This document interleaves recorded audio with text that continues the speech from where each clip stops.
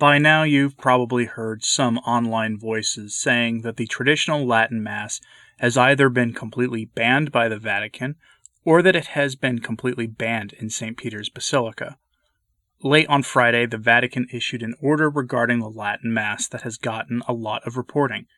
I wanted to let this simmer a little bit over the weekend before diving in, because I have been warning that they will ban the traditional Latin Mass as completely as they are able, and it will probably happen in the next few years, but this is a complicated story, and this certainly isn't that. Today I'm going to go over the facts of the statement that was released for you, what it actually will affect, and where it came from. The short version, the traditional Latin Mass has not yet been banned, even technically in St. Peter's Basilica. And as I go over the story, remember this little tidbit of information that was also released Friday. The Vatican warns it has nearly depleted its reserves from donations, urging the faithful to continue giving to cover its deficit after publishing its 2021 budget. Remember that. Let's dive in. On the feast of St. Gregory the Great, the Vatican issued a statement with no warning, severely restricting the traditional Latin Mass in St. Peter's Basilica. This was not a restriction placed on the entire church, nor was this a ban of the TLM itself. This is important because that is how this is being interpreted widely. I do believe this to be one important step in the direction to banning the Latin Mass entirely, and I will get into that at the end. But I'll read the short proclamation here in its entirety. Again, it's really short. The translation is a working one that the Catholic reporter Diana Montagna posted on Twitter. It'll be on your screen. Quote, "To the most excellent, extraordinary Commissioner of the Fabric of St. Peter, to the Canons of the Vatican Chapter, to the liturgical celebration service of the Basilica. The season of Lent invites us to return to the Lord with all our heart. See Joel chapter 2, verse 12. Giving greater centrality to listening to the Word of God and to the Eucharistic celebration. In this sense, wishing to ensure that Holy Masses in St. Peter's Basilica take place in an atmosphere of recollection and liturgical decorum, from now on the following is ordered. 1. Individual celebrations are suppressed. 2. Priests and faithful who daily come to the Basilica for Holy Mass will have the opportunity to participate in the following concelebrations: 7 a.m. in the choir chapel, 7:30 a.m. at the altar of the cathedra, 8 a.m. in the choir chapel, 9 a.m. at the altar of the cathedra. The timetable of the other Holy Masses remain unchanged. On the occasion of the memorial of a saint whose remains are kept in the Basilica, one of the Holy Masses may be celebrated at this corresponding altar. On Sundays and solemnities, the fittingness of keeping to these times will be considered. 3. Concelebrations shall be liturgically animated with the assistance of readers and cantors. 4. Groups of pilgrimages, accompanied by a bishop or a priest, are assured the possibility of celebrating Holy Mass in the Vatican grottos.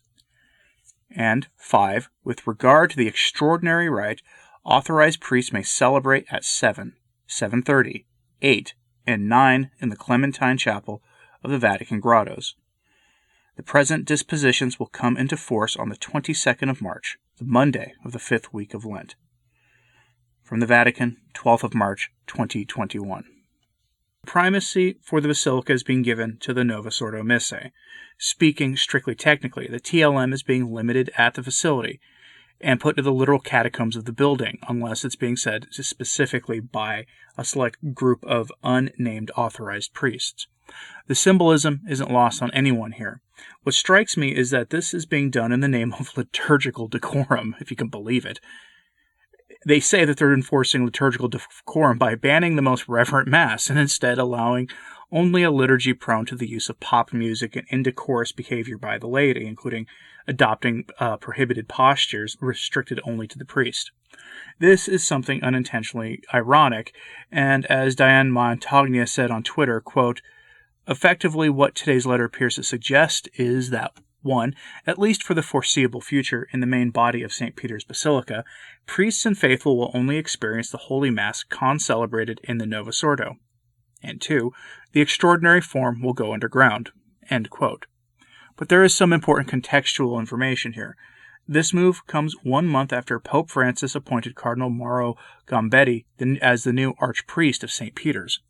Angelus News describes Gambetti in the following way, quote, "Until now, Cardinal Gambetti, 55, had since 2013 been in charge of running the sacred convent of St. Francis of Assisi, where St. Francis is buried. In addition to being the youngest of the newest crop of cardinals to be elevated, Gambetti also has a degree in engineering, theology, and theological anthropology. Cardinal Gambetti's appointment is important on several levels. While running the basilica itself is not one of the Vatican's most high-profile gigs, the Vatican does take its spiritual and cultural patrimony very seriously, and preserving that is a priority, especially given the prized role that the Church believes beauty plays in evangelization. Yet apart from the patrimonial aspect of overseeing the Vatican's most iconic landmark, Cardinal Gambetti also represents a step toward changing the inner culture of the Vatican, which is at the heart of Pope Francis's reform efforts." End quote. You shouldn't be surprised that Cardinal Gambetti is a loyal player in the ape of the church that Francis is building. Regardless, as you well know, there are some rather stridently anti-traditional Latin Mass voices out there, including Rich Rejo, who might be the most famous high school theology teacher in the church. Seriously, and he has somehow gained a large and influential following online in the Catholic world. And boy is Rejo jubilant about this.